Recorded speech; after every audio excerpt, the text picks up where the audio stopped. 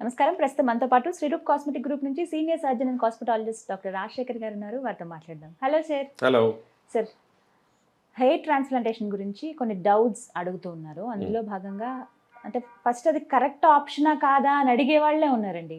First వాళ్ళకి మీరు ఏం చెప్తారు? అక్కడి నుంచి నేను మిగతా డౌట్స్ అన్నీ అడుగుతాను. Okay, first of all hair అనేది ఇప్పుడు జెనెటికల్గా ఉందండి. తండ్రికో మేనమామలకో లేదా ఫాదర్కో ఎవరికో లేదా ఫ్యామిలీ జనరేషన్ 4 జనరేషన్స్లో ఎవరికున్నా కూడా వాళ్ళకి వచ్చే ఛాన్సెస్ ఆర్ వెరీ హై. అందుకే దాన్ని ఆండ్రోజెనెటిక్ అలోపేషియా అంటారు. అంటే జెనెటిక్గా వచ్చేది. నెంబర్ 1. ఇంట్లో 2 బ్రదర్స్ ఉన్నారు అనుకోండి, ఒకళ్ళు ఉండొచ్చు, ఒకళ్ళు ఉండకపోవచ్చు.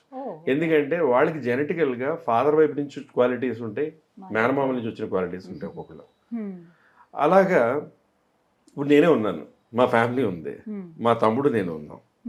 నాకు మా పెద్ద మేనమామ పోలిక మా తాతగారి పోలిక వచ్చింది, మా తమ్ముడికి చిన్న మా మేనమామ పోలిక వచ్చింది. వాడికి ఇక్కడి నుంచి జుట్టు ఉంటుంది, ఇప్పుడు మొత్తం 30 ఏళ్ళకే మొత్తం మెరిసిపోయింది. నాకు బాల్డ్ హెడ్ పూర్తిగా అయిపోయింది, స్కిన్లీగా ఒక హెయిర్ కూడా లేనంత బాల్డ్ అయిపోవాలి. But it was covered with 2 hair transplants. ఇప్పుడు కాలేజ్ డేస్లో అయిపోతున్నప్పుడు ఫ్రంట్ లైన్ చేసుకున్నాక తర్వాత ఇదంతా ఊడిపోయింది. హార్మోన్స్ ఎక్కువ ఉండి బాడీ అంతా హెయిర్స్ ఉంటాయి, that is good for a male. కానీ ఇక్కడ పడిపోయింది, నాకు హెయిర్ ట్రాన్స్ప్లాంట్ చేయాలి. మీరు అడిగిన క్వశ్చన్లో హెయిర్ ట్రాన్స్ప్లాంట్ ఒకటే చాయిసా, సేఫా కాదా అన్న దానికి సమాధానం చెప్తున్నాను. అదే ఏ ఇంజెక్షన్ పనిచేస్తుంది, ఏ మందో పనిచేస్తుంది, లేకపోతే ఏ పిఆర్పియో పనిచేస్తుంది. అంటే ఇంకా మేము డాక్టర్లు ఏముంది, సైంటిస్టులు ఏముంది, అందరూ కూడా అయ్యే వాడుకుంటే బట్టతలలో ఉండరు కదా. హెయిర్ ఊడిపోలేదు, హెయిర్ లైన్ వెళ్ళిపోలేదు, పలచబడుతుంది. దానికి మెడికల్ ట్రీట్మెంట్ ఉంది. అంటే మీకు వైటమిన్స్ ఏమైనా లోపమా, మినరల్స్ లోపమా, అలాగే హార్మోన్ ఏమైనా అగ్రెసివ్గా ఉండి కంట్రోల్ చేయొచ్చా అనే ఆప్షన్స్ ఉంటాయి. అప్పుడు ఏ సిరంతో మీరు ఆ హార్మోన్ వచ్చే డ్యామేజ్తో మీ హెయిర్ ఊడిపోతుందో, రూట్ డ్యామేజ్ అవుతుందో దాన్ని కాపాడుకోవచ్చు. కొంతమంది ఫినెస్ట్రైడ్ అని మినాక్సిడిల్ చాలా వాడతారు. ఫినెస్ట్రైడ్ వాడితే మొగతనానికి హాని కావచ్చు, లేదా మొగతనమై మొత్తానికి ఇబ్బంది అయిపోవచ్చు. అలాంటి ప్రాబ్లమ్స్ ఉంటాయి. శ్రీరూప్లో మనం ఏంటంటే పెప్టైడ్స్ అని లేదా serums or oil which will control the deposition of the అక్కడి హార్మోన్ డిపాజిషన్ నుంచి రూట్ని ప్రొటెక్ట్ చేసేది మనం వాడమని చెప్తాం. అదే ఒక ఏరియాలో స్కిన్నీగా పోయింది, అప్పుడు అక్కడ ఏ సిరం కానీ ఏ ఆయిల్ కానీ పని చేయదు. హెయిర్ ఉంటే దాన్ని తిన్నుగా ఉన్నదాన్ని బంగారంలా తిక్కని చేయొచ్చు, పలచబడుతుంటే దాన్ని కాపాడుకోవచ్చు. మీకు స్కిన్నీగా పోయిందా, hair transplant is the only choice. So అదొకటే మార్గం అని. ఒకటే మార్గం. రైట్. అయితే కొన్ని డౌట్స్ అడిగినవి సార్. అంటే ఎవరైతే హెయిర్ ట్రాన్స్ప్లాంటేషన్కి వెళ్దాం అనుకుంటున్నారో ఆ ట్రీట్మెంట్కి మెంటల్గా ముందుగా ఏమైనా ప్రిపేర్ అవ్వాలా? అసలు వాళ్ళకి మీరు ఏం చెప్తారు? చాలా మంది అమ్మో ఇది సర్జరీ, ఎక్కడో కోస్తారేమో, రక్తం పోతుందేమో, కుట్లు పడతాయేమో అనే భయం అనేది ఉండేది. ఇప్పుడు టెక్నిక్ మారింది, ఎఫ్యూఈ అంటారు. ఇప్పుడు హైదరాబాద్లో 330 సెంటర్స్ ఉన్నాయి. అందరూ ఎఫ్యూఏ చేస్తారు, ఎక్కడో 1-2 సెంటర్స్ స్ట్రిప్ అంటారు. అందులో మనం ఇంకా తెలుసుకోవాల్సిన విషయం ఏంటంటే అసలు డాక్టర్ కాని వాళ్ళు, వాళ్ళ జీవితంలో సైన్స్ కూడా చదువుకోని వాళ్ళు కూడా హెయిర్ ట్రాన్స్ప్లాంట్లు చేసేస్తున్నారు ఈ రోజుల్లో. సో మినిమం థింగ్ ఈజ్ వాళ్ళు చేయడం అది తప్పు.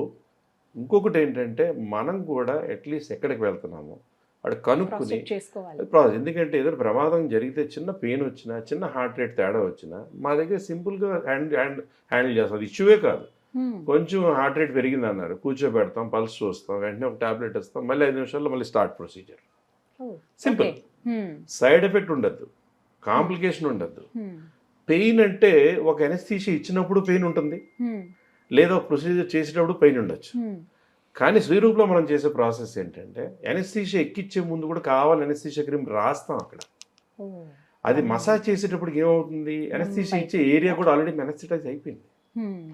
సో అప్పుడు పెయిన్లెస్గా మనం గ్రాఫ్స్ ఎన్ని కావాలి ఒకటే చోట తీసేయకుండా రకరకాల అలా డిస్ట్రిబ్యూటెడ్గా, ఒకవేళ చిన్న ఏరియా అనుకోండి డిస్ట్రిబ్యూటెడ్గా, పెద్ద ఏరియా మొత్తం అంతటి ఏరియా. ఎందుకంటే ఎంత బట్టతలు వచ్చినా ఎప్పటికి ఊడిపోని ఏరియాని పర్మనెంట్ జోన్ అంటాం, ఎప్పటికి ఊడిపోయే జోన్ని టెంపరీ జోన్ అంటాం. సో అప్పుడు దానిని బట్టి మనం గ్రాఫ్ తీయడం. అలాగే ఎక్కువ ఏరియా ఉంది, వాళ్ళకి గెడ్డం ఉంది, గెడ్డం నుంచి బాడీ హెయిర్ నుంచి. ఇప్పుడు నేనే ఉన్నాను, నాకు ఇక్కడ సోర్స్ సరిపోలా, నాకు ఇక్కడి నుంచి ఫ్యూచర్ వీడియోలో నా ఫోటోగ్రాఫ్స్ మీకు చూపిస్తా. Put it in the TV, చూస్తారు అందరూ. How it was, how it is today. అది అప్రిషియేట్ చేస్తే బాగుంటుంది, అర్థమవుతుంది. That is knowledge, that is కొంచెం మెచ్యూరిటీ.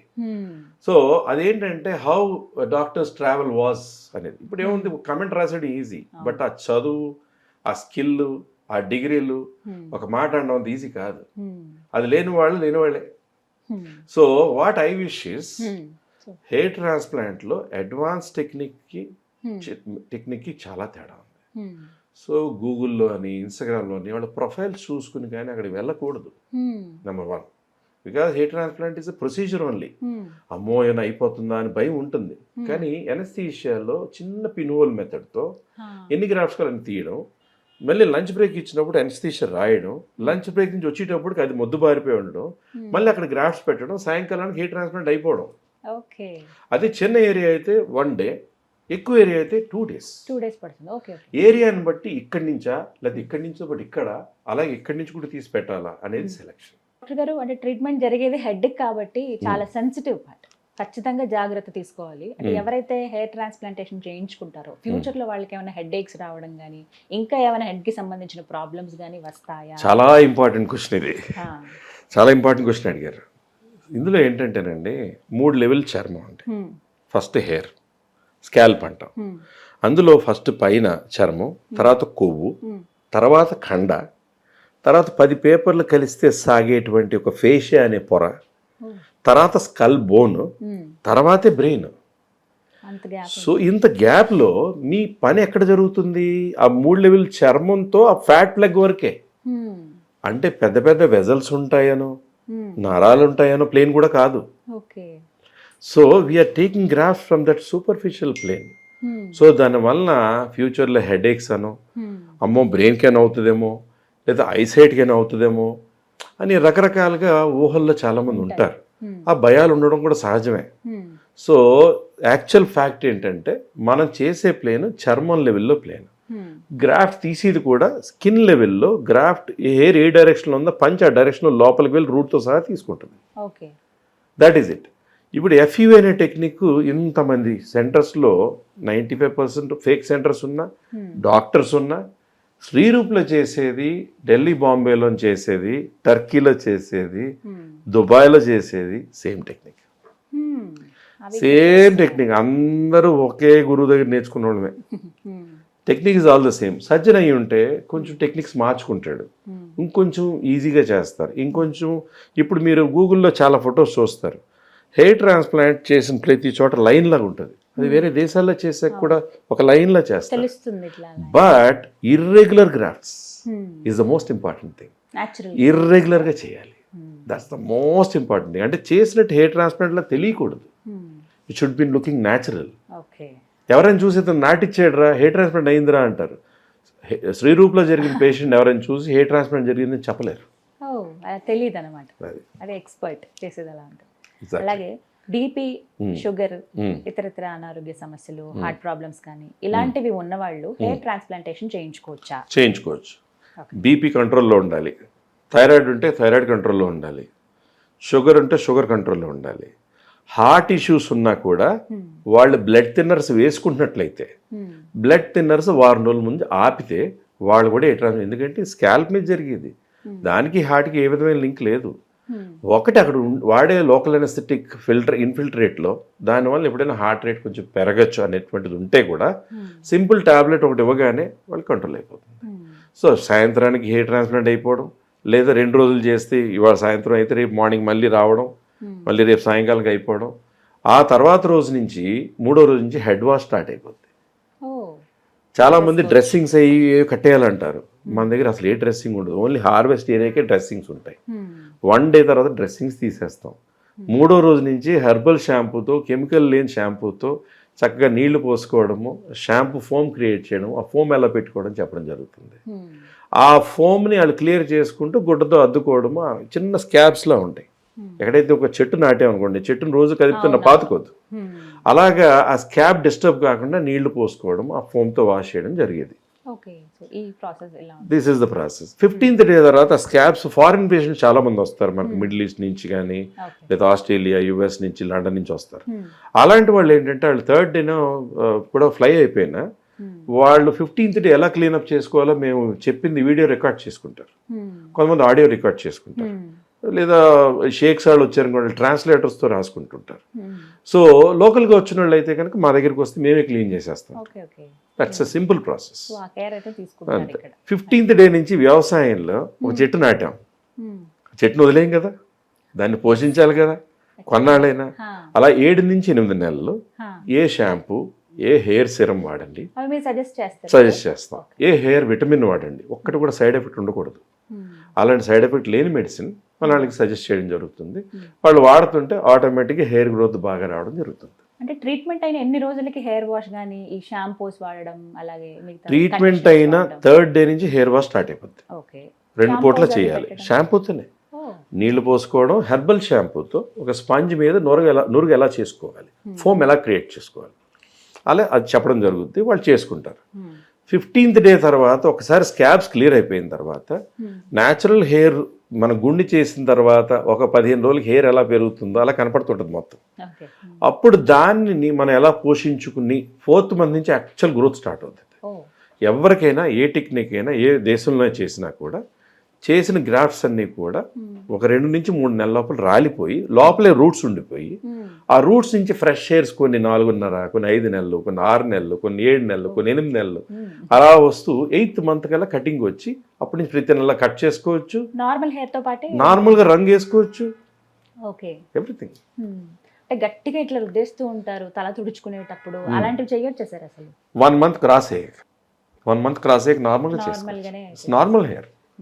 అయితే కామన్ గా అడిగిన ఒక డౌట్ ఉంది సార్, ఎవరైతే హెయిర్ ట్రాన్స్ప్లాంటేషన్ చేయించుకున్నారో ఇంతకు ముందు వాళ్ళకి ఫ్యూచర్ లో ఇన్ఫెర్టిలిటీ ప్రాబ్లమ్స్ వచ్చే అవకాశం ఉంది అని కొంతమంది వాదిస్తున్నారు, కొంతమంది మా దగ్గర ప్రూఫ్లు కూడా ఉన్నాయని చెప్పి చెప్తున్నారు సార్. నేను ఇందాకే చెప్పాను ఇది హెయిర్ ట్రాన్స్ప్లాంట్ చేసుకున్న వాళ్ళకే కాకుండా చాలా మంది ట్రైకాలజిస్టులు హెయిర్ ఫాల్ అవుతుందంటే ఏది పిఆర్పి ట్రీట్మెంట్ చేసేద్దాం తర్వాత ఈ మెడిసిన్స్ వాడేయండి అంటున్నారు. P R P, stem cell, hair growth factor రకరకాలని ఒక రోల్ చేసినారు, డ్రాప్ చేసి స్పెషలైజ్డ్ డివైజెస్తో అలాగే మసాజింగ్ టెక్నిక్స్తో స్పెషల్ డివైస్తో చేసి అది చేయడం జరుగుతుంది. కానీ మీరు అడిగినట్టు దాంట్లో ఏంటంటే ఇన్ఫెర్టిలిటీ అనే దానికి ఫెనస్ట్రైడ్ అని ఒక ట్యాబ్లెట్, డ్యూటాస్ట్రైడ్ అని ఒక ట్యాబ్లెట్ ఉంటుంది. అవి హార్మోన్స్ చెక్ చేసి వాళ్ళ హార్మోన్ లెవెల్స్ ఎలా ఉన్నాయి చూసి కూడా 99% మేము రికమెండ్ చెయ్యం. అన్లెస్ బాగా యంగ్ ఏజ్ పిల్లల్లో హెయిర్ ఫాల్ బాగా అయిపోతుంది, బాల్డింగ్ వచ్చేస్తుంది, వాళ్ళ హార్మోన్ లెవెల్ చాలా బాగున్నాయి అంటే we may think of starting for few months. అది కూడా వాడకూడదు. కానీ హెయిర్ ట్రాన్స్ప్లాంట్కి ఈ ఇన్ఫెర్టిలిటీకి అది సంబంధమే లేదు. హెయిర్ ట్రాన్స్ప్లాంట్ అనేది ఒక చెట్టు ఒక చోట నుంచి తీసి ఇంకో చోట నాటుతున్నాం, కానీ దానికి వేసే పెస్టిసైడ్ మందు వల్ల దానికి వచ్చే ఎఫెక్ట్ ఉంటుంది చూసారా, అది ఇన్ఫెర్టిలిటీకి అయ్యే కారణాలు అంటే ఉండొచ్చు. సో మనం అటువంటివి వాడం కదా. అలాగో ఫెనస్ట్రైడ్ అనే ట్యాబ్లెట్ మాత్రం చాలా మంది సజెస్ట్ చేస్తారు, డ్యూటాస్ట్రైడ్. దానికి నెట్లో చూసినా ఎక్కడ చూసినా దాని గురించి ఈ సైడ్ ఎఫెక్ట్స్ ఉండొచ్చు అని రాసి ఉంటుంది, నేనే ప్రత్యేకంగా చెప్పక్కర్లా. అవి వాడితే ఆ ప్రమాదం. శ్రీరూప్ అసలు వాడం, అస్సలు it is only hair vitamins, that's all. Some oil, herbal oil, some hair serum with all vital nutrients and minerals and vitamins. Sir complete hair చేయించుకోవటం బెటరా, కొంచెం ఫ్రంట్ లైన్ థిన్ అయినప్పుడే అప్పుడే చేయించుకోవటం బెటరా, హెచ్డి ఎప్పుడు అంటారు? ఇప్పుడు వాళ్ళ ఏజ్ గ్రూప్ని బట్టి ఒక్కొక్కరికి ఒక్కొక్కటి ప్రాబ్లం అండి. ఒక్కొక్కరికి కొంచెం వెనకెళ్ళగానే 15 years 16 yearsకి నాకు వెనక్కి వెళ్ళింది నాకు కావాలనే వాళ్ళు ఉంటారు. ఎందుకంటే వాళ్ళు చాలా అందంగా ఉంటారు పైనుంచి కిందకి, హెయిర్ లైన్ అనేటప్పటికి వాళ్ళకి నచ్చదు పాపం. సో అది చేసుకోవచ్చు. అలాగే కొంతమంది భయపడుతూ పెళ్లి ముందు, కొంతమంది పెళ్ళి అయిన తర్వాత కొన్నాళ్ళకు, కొంతమంది 40+ వచ్చి చాలా బాల్డ్ అయ్యాకు. మా శ్రీరూప్లో my oldest age of a person whom he did hair transplant ఎంతో తెలుసా? 80 years, 80 సంవత్సరాలు. చాలా పెద్ద పారిశ్రామికవేత్త, ఆయన పేరు నేను చెప్పకూడదు. ఆయన కాలేజెస్ చాలా ఉన్నాయి, చాలా రిసార్ట్స్ ఉంటాయి, చాలా పెద్ద పొలిటీషియన్ ఇంతవరకు. ఆయనకి 80 సంవత్సరాలు. ఆయన హెయిర్ ట్రాన్స్ప్లాంట్ చేశాం. ఓకే. అది ఓకే. మెయింటెనెన్స్. అంటే వాళ్ళకి కూడా ఏమంటారు, సార్ మీకెందుకు సార్ అంటే, డాక్టర్ గారు నాకు అద్దంలో చూసుకుంటే నా బోర్డు కూడా నచ్చట్లేదండి. ఉంటుంది. అద్దం లేకపోతే పర్లా, అద్దం ఉంది కదా, సో ఇచ్చేసేయండి. చూసినప్పుడు అనిపిస్తుంది. So it depends on your feel from inside, youngness from inside, what ever is the age and how you want look at your self. Side effect లేదు, Yes, కాంప్లికేషన్ లేదు, అదే అడగాలనుకున్నాను. ప్రమాదం లేదు, పెద్ద నొప్పి లేదు. ఓకే. 2 రోజులు ఒక రోజు ఓపికగా కూర్చోవడం తప్ప ఏం కష్టం. బట్ తర్వాత వచ్చి ఆ రిజల్ట్ ని ఎంజాయ్ చేస్తామంటారు. అంతే. ఎస్. సో ఇవి చాలా మందికి డౌట్స్ క్లియర్ అయ్యాయి సార్. ఈసారి మళ్ళీ చూద్దాము ఈ వీడియోలో ఇంకా ఏమైనా డౌట్స్ అడిగి డెఫినెట్ గా మేము ముందు. Definitely. Thank you so much sir. So విన్నారు కదా, హెచ్టీకి అంటే ఈ ట్రీట్మెంట్ తీసుకుందాం అనుకున్న వాళ్ళు రకరకాల సర్చ్లు చేసి ఉంటారు. ఇందాక డాక్టర్ గారు చెప్పినట్టుగా అందరూ వచ్చేస్తున్నారు ఇప్పుడు మెయిన్ ట్రీట్మెంట్ చేస్తామని చెప్పి. బట్ ఎక్స్పర్ట్ ఎక్కడున్నారో అక్కడికి వెళ్ళాల్సిన అవసరం ఖచ్చితంగా ఉంటుంది. ఎందుకంటే హెయిర్కి సంబంధించి కాబట్టి, హెడ్కి సంబంధించి కాబట్టి చాలా కేర్ తీసుకోవాలి. ఇంకేమైనా హెల్త్ ఇష్యూస్ ఉన్నా వాటికి తగ్గట్టుగా ట్రీట్మెంట్ చేసుకోవాలి. ఇవన్నీ మనకు ఆలోచనలు ఉంటాయి కదా. ది బెస్ట్ ప్లేస్కి వెళ్ళాలని చూస్తాం. అలాంటి వాటిలో ది బెస్ట్ శ్రీరూప్. ఇప్పటివరకు ఎన్నో ట్రీట్మెంట్స్ ఈ విధంగా చేస్తున్నారు డాక్టర్ గారు. ఎక్స్పర్ట్ డాక్టర్స్ ఉన్నారు, హై అండ్ ఎక్విప్మెంట్ ఇక్కడ అందుబాటులో ఉంటుంది. సో మీరు ఎవరైనా ట్రీట్మెంట్ చేయించుకోవాలి, మీ వాళ్ళకి ఎవరైనా సజెస్ట్ చేయాలని అనుకుంటే కనుక స్క్రీన్ మీద కనబడుతున్న నెంబర్స్కి కాల్ చేసి ఫుల్ డీటెయిల్స్ తెలుసుకోండి. ఇది వాళ్ళ వీడియో. నమస్తే.